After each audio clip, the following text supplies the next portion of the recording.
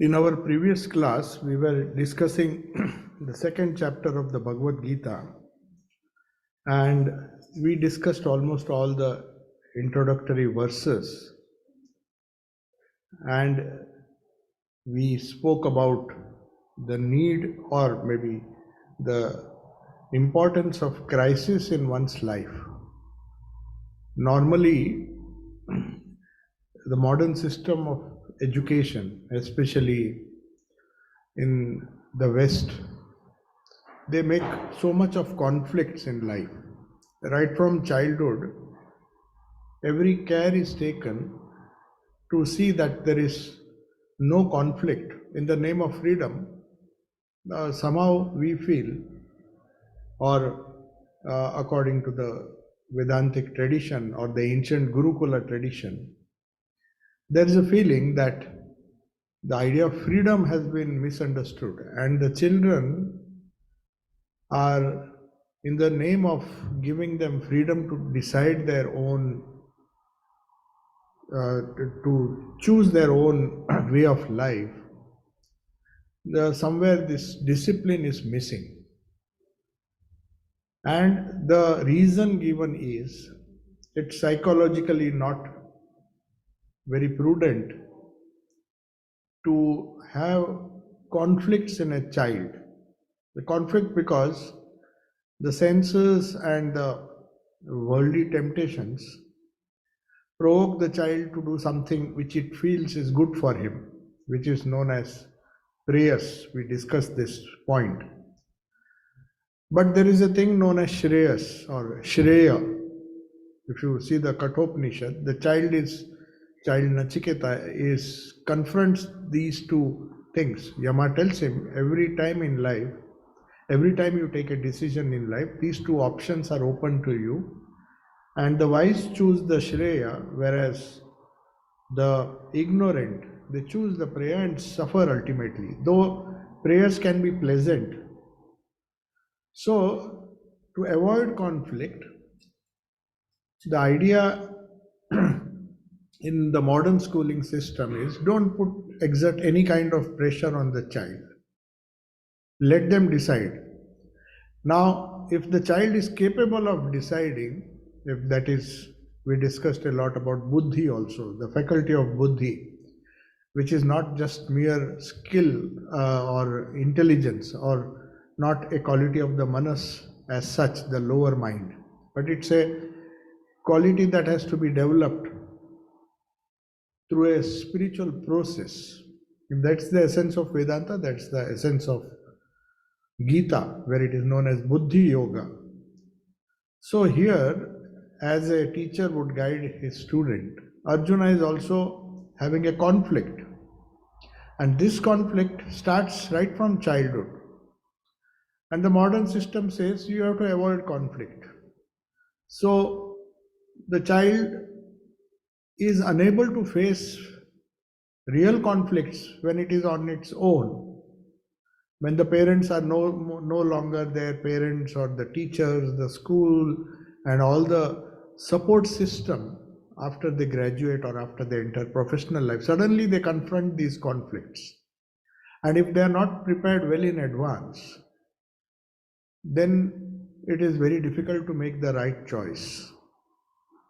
And that is exactly the theme of this, the first chapter and also part of the second chapter, where Arjuna expresses his hopelessness because he is trying to argue and trying to justify his actions or justify the actions that he wishes to do, that is, avoid this war due to certain conflicts he is having.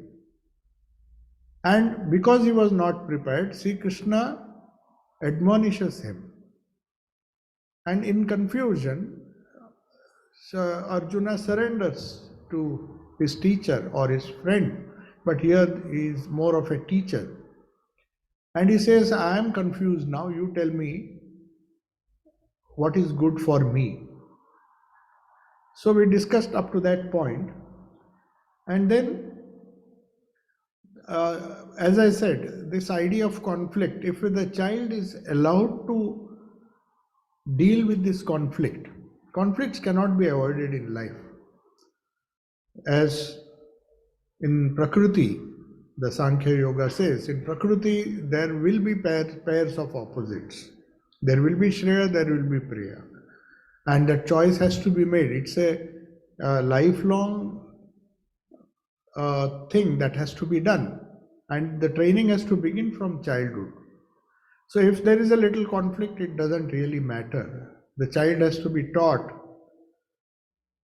how to deal with these small conflicts and not make too much and give some kind of constant protection, and once these props are removed, once the child is on its own, when it grows up, suddenly it's unable to take the right decision because of lack of development of buddhi. So that's why buddhi is given so much importance. The cultivation of dhi, that is in fact the one of the samskaras, the Upanayan samskara, where the child is asked to pray constantly for buddhi, dhiyo yona prachodayata. Because of the lack of this buddhi, when the child grows up and enters into, the child is on its own, it has grown up, then it finds decision making difficult. That is why if the buddhi is the guide, then it becomes very easy. Here we see that Arjuna, though he is a fit and competent disciple, he is fit and competent because he has faith in Sri Krishna, whom he considers as not only as a friend, Sakha, but also as a guru, as a philosopher, as a guide. So he is fit and competent not because he is strong, because he is capable, which is one of the reasons why he has come to fight this battle.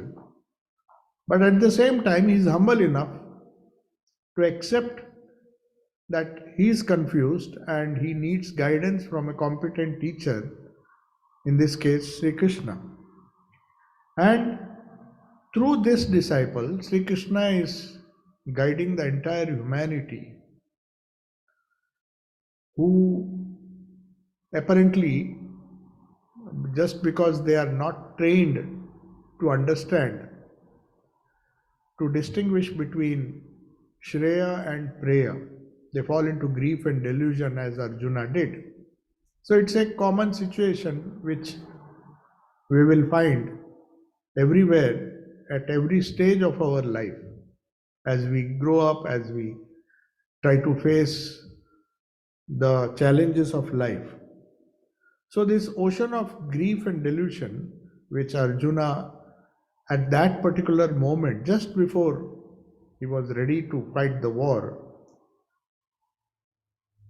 he confronts. But fortunately he has a guide who is Sri Krishna himself, the Lord himself.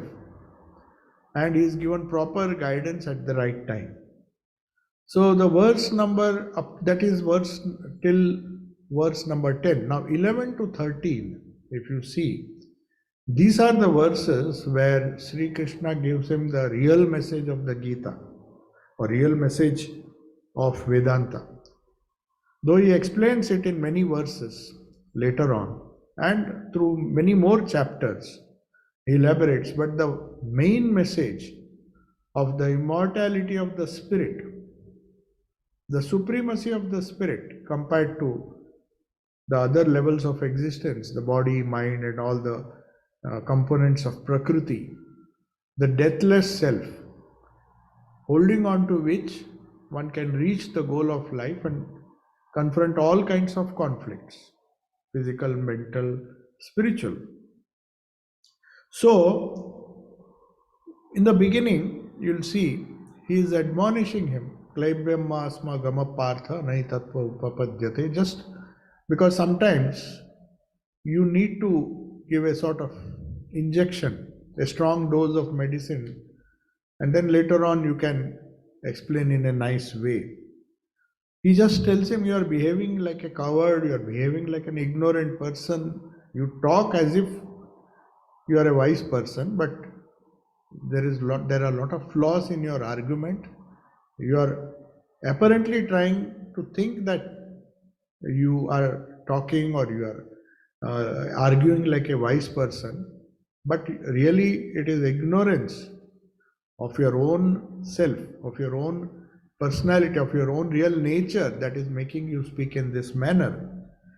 So you are behaving like an ignorant person and grieving unnecessarily, yet you are trying to cover it and explain by saying that I am performing my duties, I would be doing this, I would be doing that, because you conveniently want to follow the path of prayer, a more pleasant path, whereas you don't really want to confront the conflict which you are facing.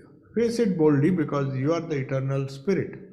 So, that is the central message of the Gita, the establishment of the supremacy of the spirit. And he begins by saying that the truly wise, they do not grieve for the living nor for the dead. Since the true individuality is of a being is the Atman, the self. The self being eternal, if we consider this self to be eternal, which it is, if we believe in the Shruti, if we believe or if we have faith in the Shruti, then the Vedantic truths point out to all the religions, all the spiritual teachers, they emphasize the supremacy of the spirit, the eternal self, the unchanging in the midst of the changing world. And not that Arjuna is not aware of that. Obviously, the Gurukula and the system of education was designed in such a way that along with all the skills which he had acquired to be a successful king, he was obviously taught the spiritual side of life, the spiritual truths, because that was part of education in those days. And these eternal values, it was that education began at a very young age, because that is the real solution, that is the real basis of true education. So, but still, because he has perhaps forgotten or perhaps he has ignored those teachings, and like an ignorant person is getting confused, getting deluded, grieving for things for which he should not grieve, and is full of fear and so many symptoms he is showing. So he says, there was never a time, he's just telling in these 3 verses, when you or me or anybody here never existed. The self is ever existing, it's only the body false. And all the different experiences of youth, old age, and the other dualities of life that you are experiencing or will be experiencing, childhood, youth, old age, death, just like moving from one body to another, just as one gives up one's clothes, changes one's clothes. Now this idea perhaps was known to Arjuna, but because he was an ideal guru and also a very powerful teacher, at the right moment he gives him a very strong dose of this, because he knows there is no other way that he can be shaken, the ignorance can be shaken off. He has been totally engulfed in that grief, vishada, or due to ignorance. So these 3 verses, the 11th, 12th and 13th, are the heart of the philosophy of Bhagavad Gita, not only the 2nd chapter, but the entire Bhagavad Gita. And subsequent chapters, as is the case with all our scriptures, Vedanta, they again and again emphasize the eternal and explain, though the eternal is true in different systems of philosophy, though the eternal nature of the self is what is real and what should be uh, what should occupy a person's whole attention. But because of Maya, because of the, the layers of ignorance covering the jiva, he has to be taught different techniques. So the subsequent chapters, as I said, are just different ways and means. The essence is the same, to reach the goal, the eternal self, and to reach that which is the goal of Vedanta, which is the goal of all uh, spiritual endeavor. If that is the goal, then how to go about it? How to deal with this ignorance? It cannot be wished off. People think once you know this, once there is a intellectual understanding, an academic understanding of the uh, truth of this eternal self, which is the substratum of our whole existence, that is one thing. To have an uh, academic understanding of this, but to experience that, to hold on to that, in spite of all the dualities that one faces, is the real challenge. And for that, it is not just the Upanishad, but also the yoga that is necessary. So every verse of the Gita is not only an Upanishad, which teaches the higher truth, but also teaches you the technology or the technique through different yogas. Each chapter is a yoga, as I said before, including that of Vishada, and we use these different yogas to somehow re-establish the fact or establish that unity with the real self, which is the goal of life. In whatever way we can do it, depending on our mental makeup, depending on our personality, depending on our samskaras, there are many other options. But the central idea is to somehow establish oneself in this self. In fact, one of the disciples of Sri Ramakrishna used to say that you can use or you can read any chapter of the Gita, because some of the devotees asked that Swamiji, one of the direct disciples of Sri Ramakrishna, that how should we go about reading or understanding the Gita? So he said, if you just keep one thing in mind, that the whole message, central message of the Gita is to hold on to our real self. And all the verses, all the explanations, all the techniques, all the subsequent verses are just different ways, different steps in that journey. But this establishment of one's focus on our real eternal self is the real goal of Gita. Once you do that, then it doesn't matter how you study and how you go about trying to understand the different verses. So from 14 and 15, the next two verses, Sri Krishna deals with the dualities, because that is very easy to understand. Because if you just tell a person, a new person, that you are that eternal self, he says, I see change all the time. I see there is heat, there is cold, there is dualities. They continue to harass me, they continue to trouble me. So where do I see that eternal self? I am not experiencing anything. You may try to convince me, but am I really established? Till I am established, till I experience all the time that I am that eternal self, how do I deal with these dualities?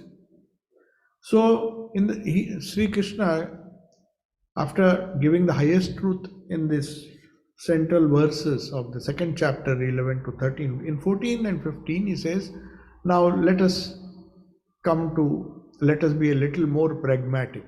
Don't you see the dualities like heat and cold, pleasure and pain, good and bad, purity and impurity, virtue and vice, life and death? What is the reason you experience these dualities? So one of the most important reasons he gives is They are the result of the contact of the senses with the respective objects. That is a very natural phenomena, as Yama tells Nachiketa, that God has created us in such a way that Paranchi Khani Vetrunat Swayambhu. Swayambhu has created the world in such a way, Khani means the senses. The senses are always outward going, and their natural tendency is to connect with the objects corresponding to the respective senses. The eye sees and gets attracted to things outside.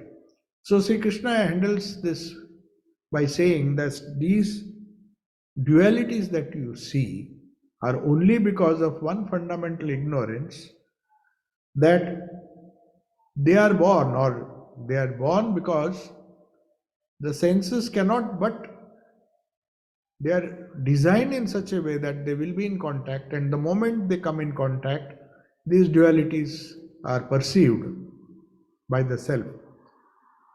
Though that need not be, but it cannot help, because the whole focus is on the outward Prakriti, not the inward Atman. So the whole journey is in a wrong direction.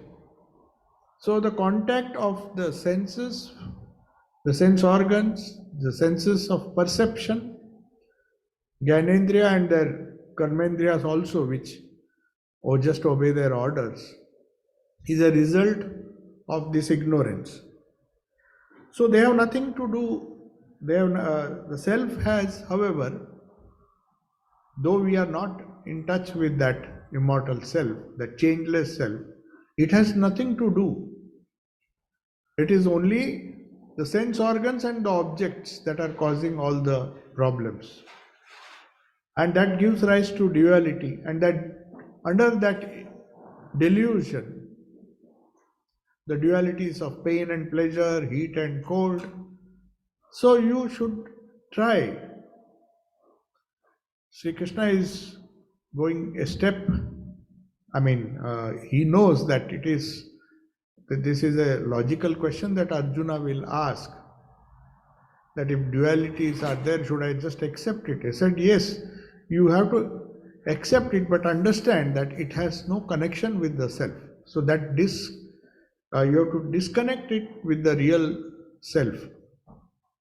That is, every effort in our attempt to reach the self should be in this direction, that these dualities will impact our life, but try to minimize it.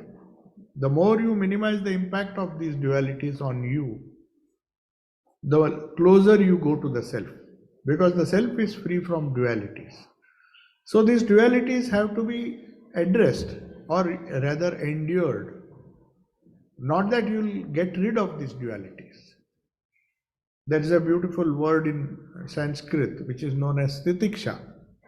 Tan titikshasva bharata. He tells Arjuna in another place, this agama paino anitya, these transient things will come and go. So what should I do? If they come and go, then will I have to eternally keep facing these dualities? He said, no, you have to strengthen your will through titiksha. Titiksha is a wonderful quality which is also there in the Vivek Chudamani.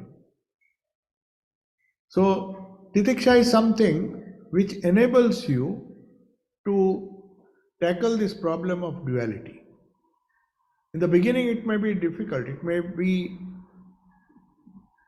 ridiculous to suggest to somebody that heat and cold are the same. But our capacity to react can be controlled. That is what Arjuna is being told. Not that these will not impact our life. There will be heat, we will have to protect ourselves from heat and cold and all the other dualities.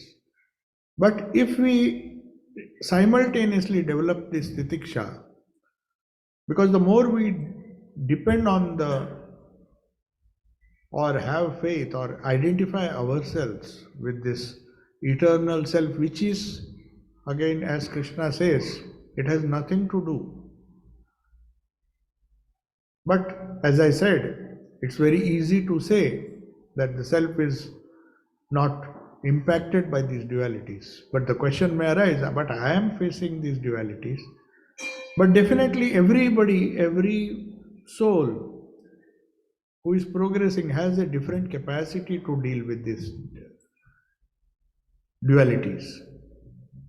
The very idea of self-control means that you don't allow these dualities to shake you. You have a control. That is the real idea behind self-discipline. A very famous child psychologist conducted an experiment where it's known as marshmallow experiment. Marshmallows are children are very fond of that. Just to prove, of course, it has nothing to do with this. Perhaps they were not even inspired by this idea of titiksha or remaining self-control, which Sri Krishna is going to explain the need for self-control. But this marshmallow experiment gives us a very good hint how life is different for different children. Children who have different capacities to control one's own self. This particular idea that the sense objects have a natural tendency to be, or the sense organs have a natural tendency to be attracted by the sense objects, and how modern psychology agrees with that fact. This marshmallow experiment was done where the small children, very, very small children who are absolutely, tempted by this wonderful sweet, and they had put cameras in a room, and each child, it was actually an experiment which took place, and a large number of children participated, and not only that, the life of those children, how this different attitudes impact the child and how they do in life in future after say 20 years, 15 years. They kept a track record. They kept a record. But during the experiment, what they were asked to do is they were given a temptation. Naturally children have to be, many times we give them hang some carrots, and that is the policy. Sometimes the stick policy doesn't with carrot and stick policy. Stick, when discipline doesn't work, we have a tendency to hang some carrots and tempt the children to do certain things. So this was the idea behind this experiment, and cameras were there just to see the reaction of the small children. And the small children were given a temptation that you will find one nice marshmallow there, and if you don't eat, you will be given 3 minutes. If you resist the temptation to eat it, you will get one more. That was the idea. So they saw that different children were tested. Some of them, their self-control was much more than the other children. Some of them just went and they had absolutely no control, and just within a few seconds they just ate it.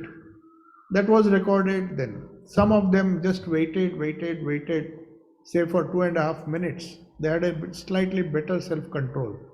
But then they could not do it, they ate it. But some of them did not, and even the reactions were recorded. They did not even bother to look at it. There was so much self-control that they know that they'll be given one more. And after that was given, they were told, we'll give you another 2 if you stay for 3 more minutes. So those people who had absolute self-control did not touch these sweets. There were very few, obviously. Most of them ate it. They were very small kids. You can't blame them for that. But then over a period of time, when they saw, this experiment was done on a large number of students. And finally they found that the people with the highest degree of self-control did really well in life. whatever career they chose, they were more successful. Their life was more fulfilled. So that is the importance of self-control. So if self-control is necessary even to succeed for worldly success, then what about spiritual life? So Sri Krishna is saying that you should not get moved by these dualities. Not that these dualities won't come. This Shreya and Preya always approach what is really good and what is pleasant. Naturally, the tendency is to choose the pleasant. That is what the senses will tell us. But Arjuna is told by Sri Krishna here, and through him, all of us are advised to have that kind of titiksha, have that kind of self-control, so that we grow spiritually and establish ourselves more and more on the spirit, the eternal unchanging spirit. And even if we are not fully established, even if we are not sthita prajnas, of course, he will give the sthita prajna lakshana and all, because Arjuna is now curious. Said, if I do this, what exactly will I gain? And then he will ask, how can I recognize such a person? How will he talk? How will he walk? And all those things will be explained. There are a lot of verses in this chapter. But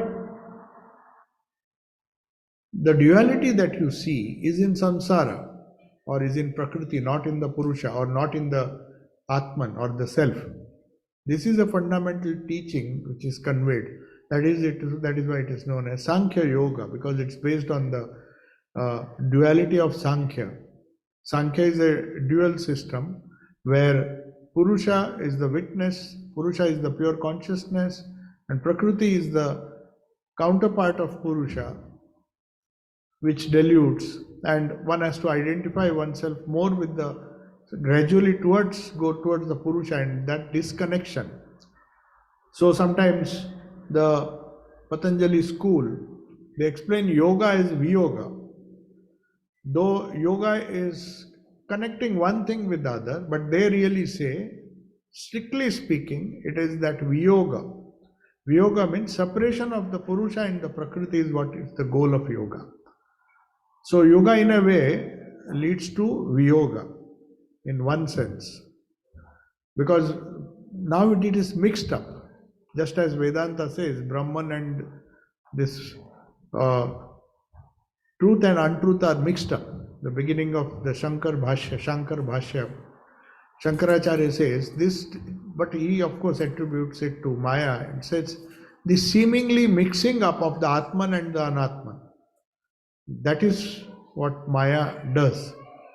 So to separate these two, not these according to Sankhya, the Viyoga, to feel or to identify with this Purusha or the Atman is the goal of life.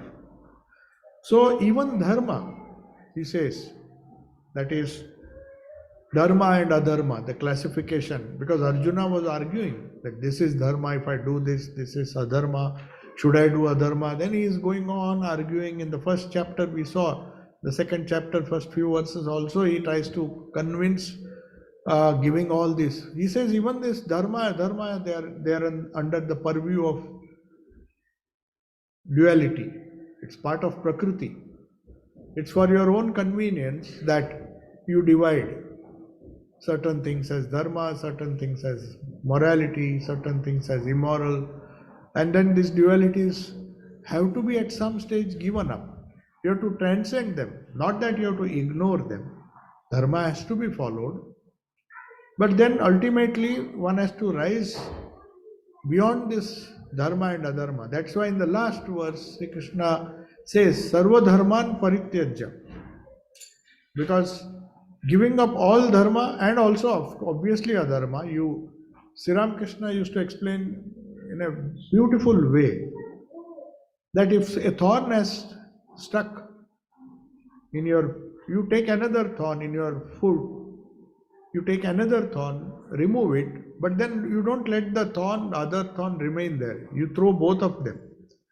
So adharma has to be controlled or countered by dharma. but ultimately you have to transcend dharma also.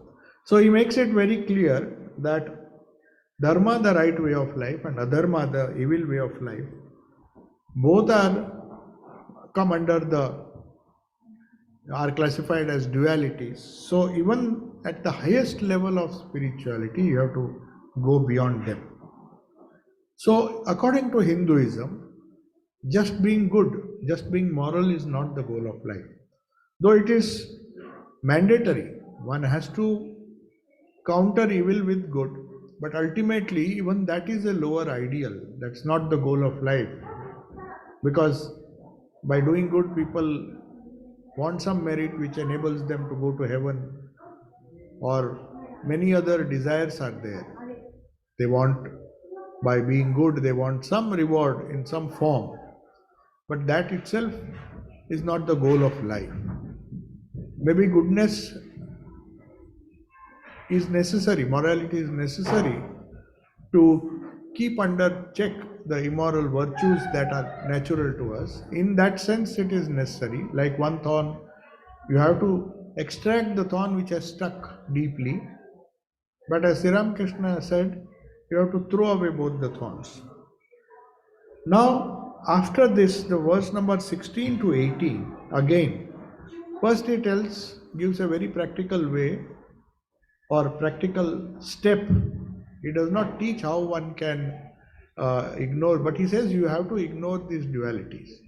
Now the conflict is there because you are confused as to what is your dharma, what is not your dharma. Even if you understand that, and if you have a firm understanding, you have to remember that you have to do. Ultimately, he'll ask him to follow the path of dharma and destroy the evil, because he was not fit for the highest knowledge. But at the end of the Gita, the same Krishna tells him, Sarva Dharman Parityajya. Mane, having given up the dharma, just surrender to me, surrender to the eternal spirit, surrender to the Atman or Paramatma. That is the idea. So, every philosophy, I mean the Hindu philosophy or Vedanta, the aim has been fixed to find the goal which is reality, the reality which does not change, which is beyond dualities. And that which is real can never become unreal, it cannot change. And unreal can never come into existence. That which is asat can never become sat. So, the only thing that is worth achieving, there are so many adjectives given in a negative way. When you say neti neti, not this, what actually Vedanta teaches you is this: dualities are not the Atma. Whatever is not duality, whatever is eternal, that which pervades everything, which is avyaya, immutable. Vyaya means that which changes. If it changes, it is not the self. So in a negative way, we reject what is not the self, and then what is left is the self. That is the goal of the Sankhya Yoga. Then it is the Nitya, eternal. The moment we say eternal, the moment we say permanent, then the temporary has to be given up, maybe progressively, may not be given up so quickly, but progressively you have to work towards giving up these dualities. Anashi, that is imperishable. Aprameya, it is not comprehensible by the mind, because mind is a product of Prakriti. Just as we have the gross universe, we have a subtle universe, the subtle mind, which is nothing but a subtle form of the gross. It's part of Prakriti, the manas, and even the buddhi. So you cannot comprehend this self. One has to identify and become one with this self. That's the only thing that can be done. But that has to be done in a very sort of negative way. It's not that you have to attain the self. You are already the self. You have to uncover. As Sri Ramakrishna, in his very, very simple way, he says, when you peel an onion, you remove the layers. Then what is left? Nothing is left. You just there's only empty space. But these layers, the only thing that we can do is negative approach. Na iti, not this. Oh, not this. I am not the body. Okay, then are you the mind? I am not this mind.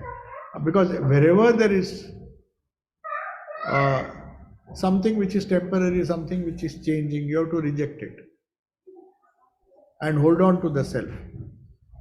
So, Vedanta and the Bhagavad Gita, which is the essence of Vedanta, comes back to these.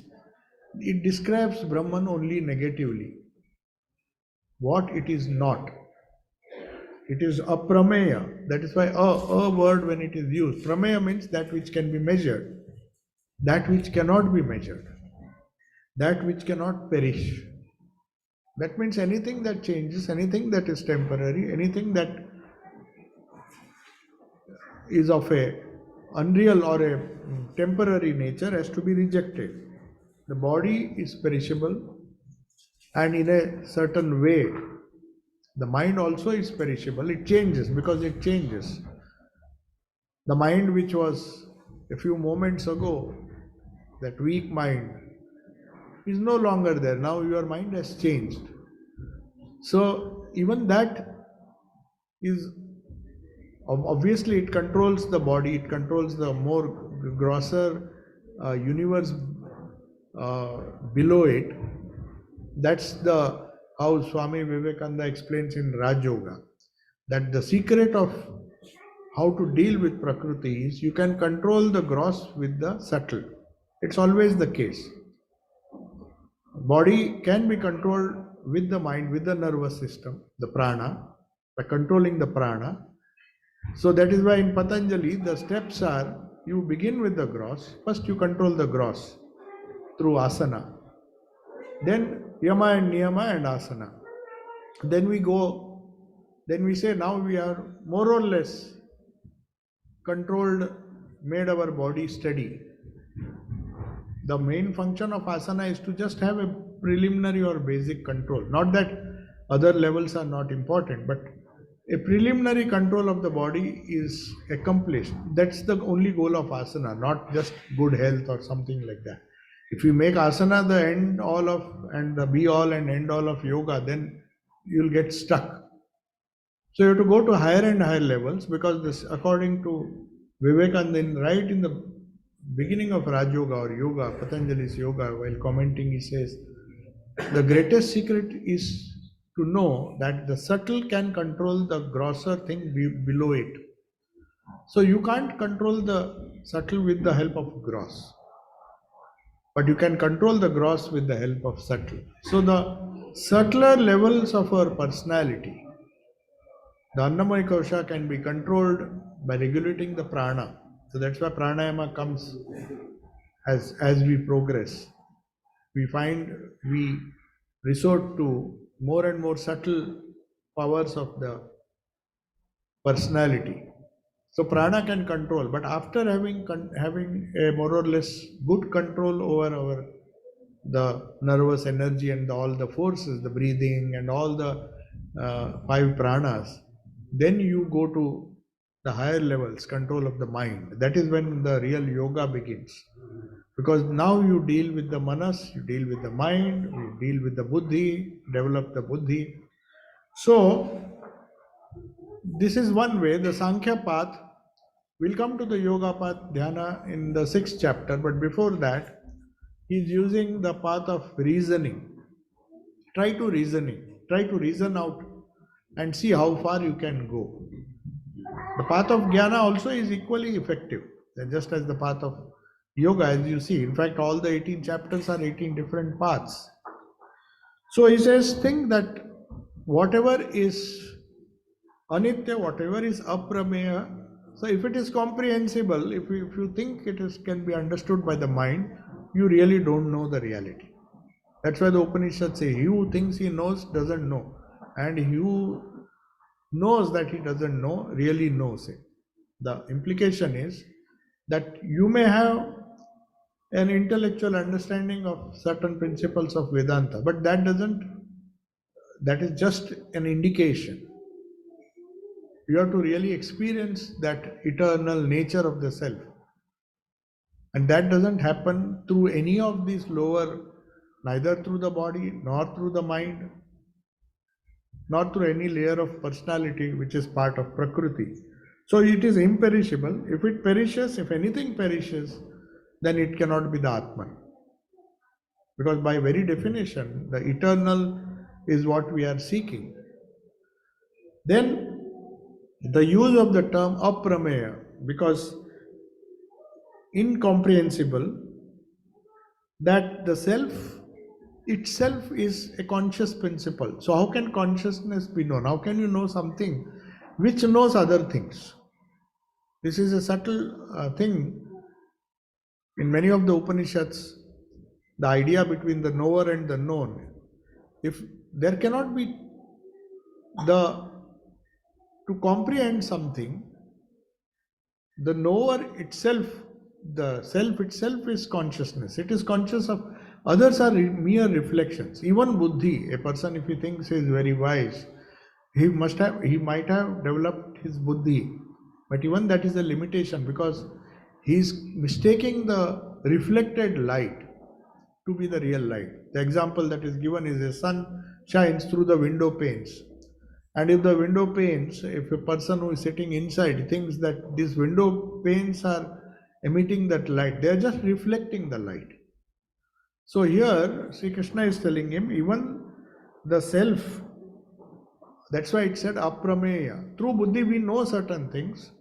Of course, it is definitely better than lower mind, which is just reactive mind, the manas. Manas is a very rudimentary type of mind where we just react. That's just very close to our sensory self. The senses will give some inputs and body will react, and that's not a very highly developed state of mind. But even buddhi, as a person grows spiritually, the buddhi shines. But if you make a mistake that this shining is the buddhi itself is the self, that is not so. The knower can never be known. It is incomprehensible. That is why it is known as aprameya. The self cannot be known. Then that concludes these verses. Krishna says the self cannot be known through the sense organ. It's very gross. The mind or by any other means, including the buddhi.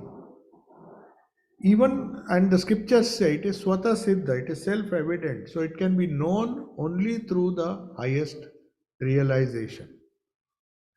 So it cannot be comprehended in any worldly way that we know of.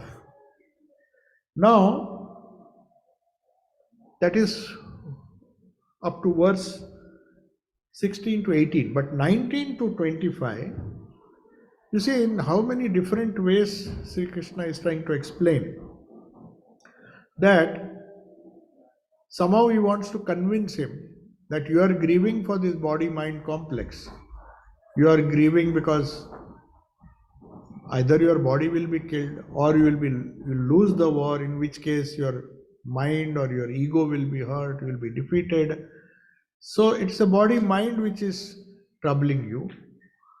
So the true individuality, Sri Krishna tries to explain to Arjuna in a different way. He says, what do you think as individual? You are saying so many times, you are saying, I should do this, I should do that. So that is not your true individuality. You are identifying, first you identified yourself with the body. That's why he removed that ignorance and said, who is killing whom? So the body, it's only the bodies that are getting killed. It's not you. Then he now comes to us, tries to explain how the body-mind complex, not just the body, but even the mind. So he comes to the antaryami concept, the all-pervading nature of reality. This is a slightly more subtle. As I told you, we consider the whole existence at three different levels. The Virat, which is the physical sum total of all the physical existence of all the jivas that you see, including the inanimate objects. So that reality, which is all-pervading, but at the same time, which is gross, is known as Virat. Sthula. The Sthula Sharira, the Sthula Atma, or the Sthula, not Atma, the Sthula part of existence is known as Virat. That is a technical word but at a higher level, at the level of the Sukshma, we have this idea of Ishvara, the idea that not the Ishvara, we have the idea of Hiranyagarbha, sorry, the sum total of all the minds. Ishvara is the causal.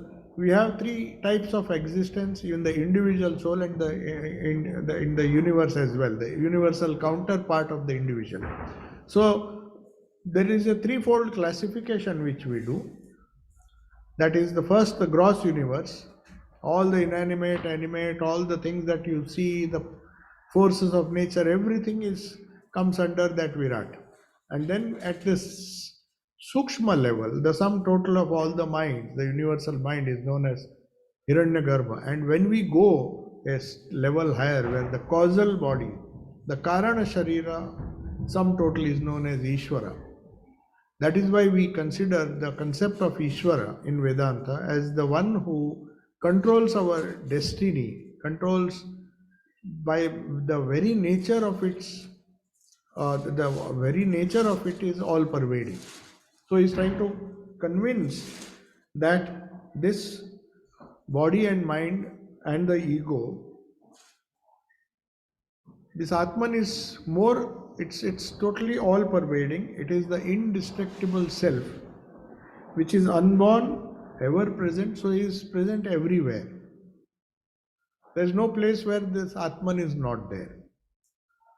So this is, as I said, the negative way, because you are not the Virat, you are not the Hiranyagarbha, you are not even the Ishvara, you are that which supports this whole universe. So he says, in that way also, even if you kill, it's just some adjustment going on. The self will never be killed. From that point of view also, you are not committing any big crime by following your dharma and fighting a righteous war. So if duty demands it, see, this is an important point, not that you kill, you wantonly destroy everything. It is dharma which is primary. It's a dharma yuddha. So it gives you a legitimate, in any case, you are not killing, you are just killing the body. So the mistake that people make, they try to justify this, that Krishna is advocating war here. That's one of the criticism. That's why many of the interpreters try to say that you have to take it figuratively. In fact, there was no war. Or the war is just between the evil tendencies and so it's a figurative way and a situation has been created. So one need not assume that. In fact, Sri Krishna himself, if you all know the history of the incidents that took place before the war was inevitable. Krishna was the only one who tried, one of the people who tried very hard. He pleaded with Duryodhana to avoid the war. But counsel did not prevail. His counsel was just ignored. So if such situations arise, there is no other way. So it's not that Sri Krishna was a warmonger, as some people say. They compare it to some kind of holy war or something like that. It's not the case. Sri Krishna was all for peace, if it is possible. But we know in reality things, we may think we do not have to encounter dualities. We may think only pleasure comes in our life, pain will never come. But the very nature of Prakriti is pain and pleasure come in equal measure in our life.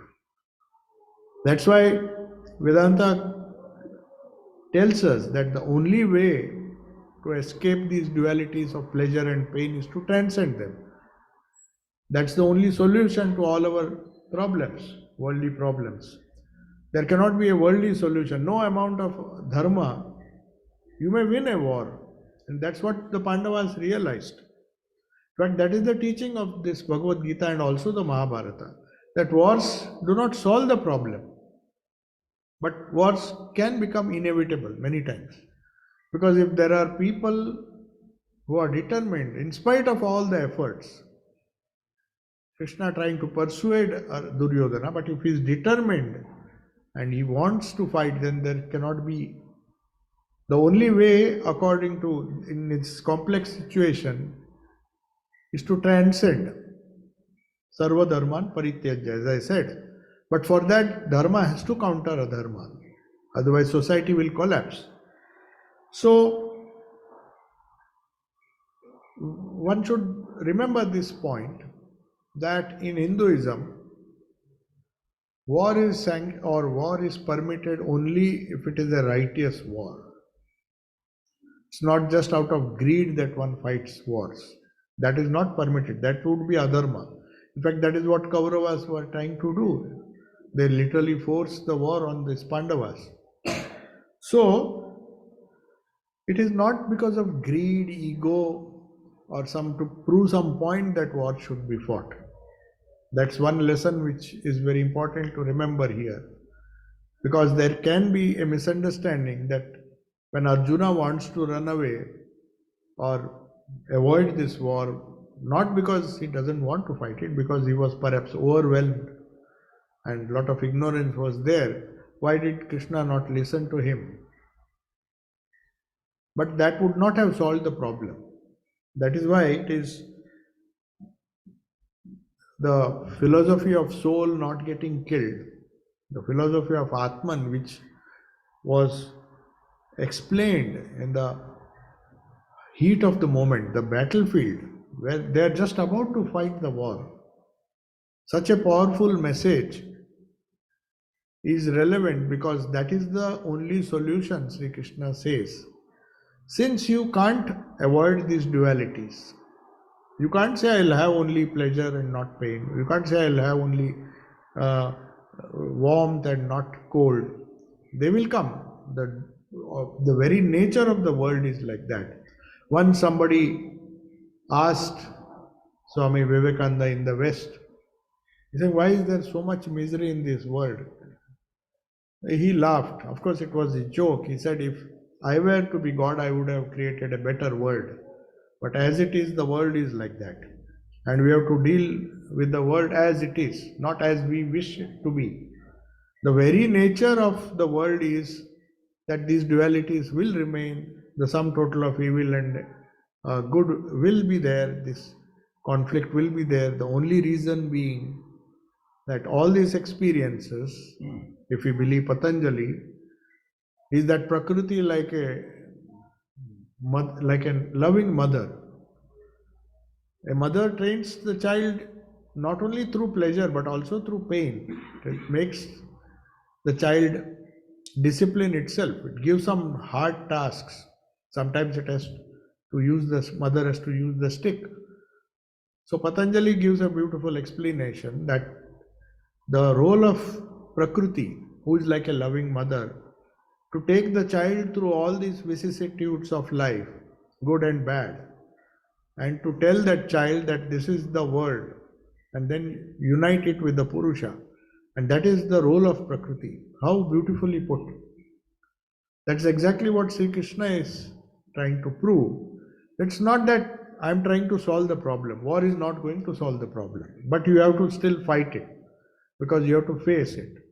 But the goal should be clear. The goal is not to either win a war, to follow dharma or adharma. You have to give up both. But before that, depending on your guna and karma, we'll come to that in the 3rd chapter. So, but first he is assuring him that you don't worry, because this is the nature of the world. The soul will not be killed. That's the reason why this is a message of tremendous strength. If one reads the 2nd chapter is considered to be very important because it gives the essence right in the beginning of the Bhagavad Gita. After all the confusion, the 1st chapter and some verses of the 2nd chapter, in these verses he is trying to lay a firm foundation of spirituality and then talk of the other details. It's like having a firm foundation of Vedanta in the 2nd chapter itself, telling us what the goal of life should be. And then, depending on at what stage we are, we have to deal with it in a different way. And there is a lot of choice. There is the Bhakti Yoga, the 12th chapter, because he knows through Arjuna is giving the message to different personalities, different types of people who approach spirituality with different faculties, different minds, different bodies, different likes, different tendencies. And everyone, irrespective of what his guna and karma is born with, has hope. And the goal is same for everybody. That's the idea. So goal is same, but the thing is that there are many paths of approach. As Sri Ramakrishna said, Joto mat, Toto path, means as many paths, there are many paths to the same goal. The goal cannot be, the goal is always the same. But there are different paths to suit the temperament, different temperaments, different minds, different personalities. So, he is now trying to convince Arjuna that once you are established in this, how you do it is your problem. I mean, not your problem. He is there to guide him. The rest of the chapters will guide him. He asks question, if I can't do this, if I cannot do this. There will be doubts. And like a teacher, true teacher, he gives all the options. And finally tells him, I've told you everything, now you decide what you want to do. He doesn't force one particular yoga or one particular chapter on Arjuna. He gives all the options, like a true teacher should do. See, I'm giving you all the possible solutions. Now use your intelligence to choose what suits you. So he says, I am giving you the foundation, the knowledge of the true self, and in the subsequent chapters, he is going to give the methods to reach that. So those who are first, he says, those who are established in the self, because the fruit of the endeavor, the spiritual struggle that he has to undergo, you have to tell the person what will the ultimate goal be, what will you achieve. Otherwise, why should I practice spirituality? If it is just it's not just a philosophy which you just choose and practice. We should be sure of the goal, where even in a worldly, though we are not sure of reaching any goal, still we have a goal and we know something about the destination or the goal which we ultimately try to reach. It may be a small goal, a small worldly goal, but everybody at least tries to make sure that his goal is to reach that level or that status or that kind of goal which he has fixed for himself. So also in spirituality, he says this philosophy, especially in the second chapter, establishes the fact that the soul is neither killed nor can you kill it, because it is the pure spirit, it's the pure consciousness. It cannot be known, but at the same time it knows everything. It is all pervading. It cannot be temporary, it cannot be partitioned, it cannot be killed. There are so many things in different ways he is saying. So then he says, as a byproduct, as a result of holding on to this truth, what happens? He says, one is not scared of death. One does not grieve, all the negative qualities which we have because of ignorance. The benefit of following this philosophy or holding on to this truth is that you can get rid not only of dualities or encounter them and pass through all these troubles, but at the same time you do not get swayed by these dualities. They cannot change. And then he says, the person, at the end he says, not at the end of this 25th verse, he says, one who knows, this is the key verse, one who knows the self to be indestructible, eternal, unborn and immutable, how can he slay it? And then he gives that famous example of garments. Just to give an example that just by changing your garments, you don't change much. Only your external cover you change.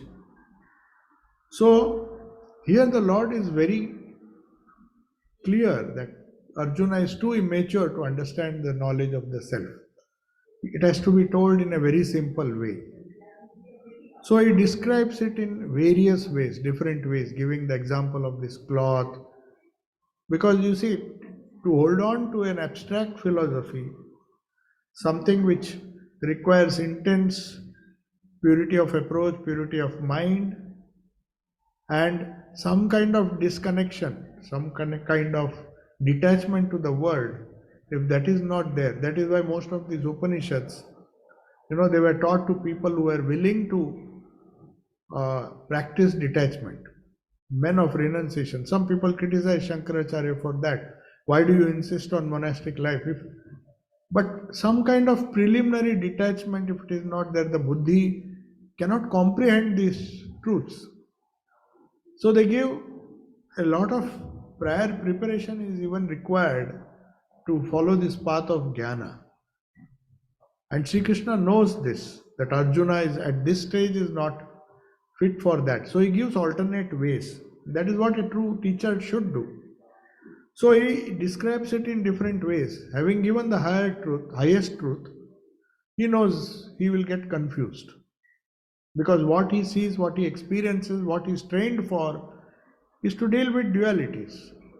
He has never been told, he has been told, but he doesn't have the conviction that the spirit is supreme and all these things should be ignored. That requires a tremendous preparation, a kind of detachment, very patient detachment from the world.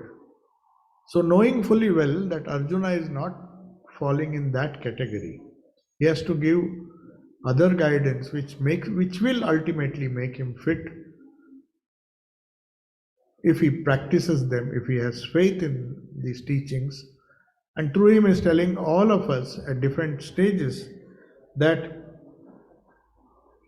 though the mystery of the self, which I have just told you, he is telling Arjuna, is very difficult to understand, but you can understand it if I give simple examples. In fact, that was the method, or that is the method of most of the prophets. If you see Bhagavan Buddha, he was in fact, though his philosophy later on was made very complicated by great scholars who had the capacity, who were monastics and monasteries. But his basic message, like Jesus Christ's message, there's hardly any theology in that. Through parables, they make things very simple. But unfortunately, because faith is not so easy, a man of simple faith, according to Sri Ramakrishna, finds spiritual life very easy. But because these parables are too simple for complex people like us, most of the people try to complicate it and try to understand it. How can truth be so simple? Swamiji once said, the greatest truths are the simplest things in the universe, but unfortunately our minds are complex. We want complicated things. If somebody gives us a very simple solution, we think it is too simple to be true. So here also, he is now and then giving him a dose of simple examples like the weapons cannot cut it, Nainam Shastrani, and all those. There are many verses.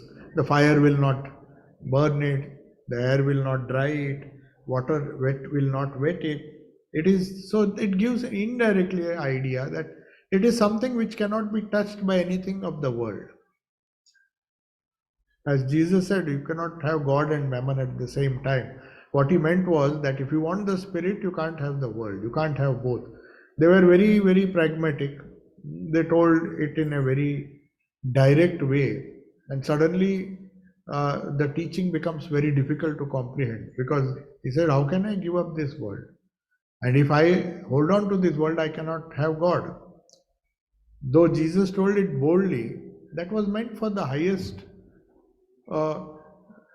people whom he expected to give up the world before even attempting to be spiritual. So he told it to the Sermon on the Mount and all the fit people. So he very clearly spoke the truth. just as Tulsidas said, Jaha Kam Waha Ram Nahi. So if there is desire, how can you have, you can't have both, you can't have the best of both worlds. So also here he knows, he tells him the highest truth, but since it is not possible for you, I'm giving you some simple examples with the help of which you try to understand, at least intellectually. And then he will go on to, first his main idea is that Arjuna should give up his grief. So it needs a powerful medicine to first make him at least get up and start fighting. Otherwise, he was totally gone. He said, you will lose both this world and the spiritual world.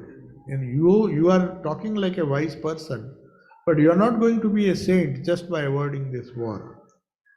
You will be condemned, you will be called as a coward, everybody will ridicule you because you did not support, you didn't have the courage to hold on to dharma.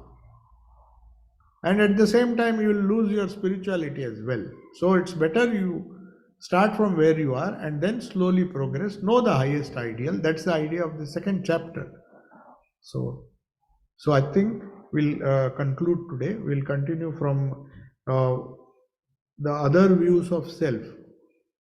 Knowing fully well the difficulty of Arjuna to understand this very high idea of the eternal nature of the self, he gives other views, how one can understand or try to understand. He's trying to motivate him by giving him alternate ideas of jnana. The path to jnana is not just, there are many ways. So that we will discuss in the next class. Om Shanti Shanti Shanti Hari Om Tat Sat Shri Ramakrishna Arpanamastu.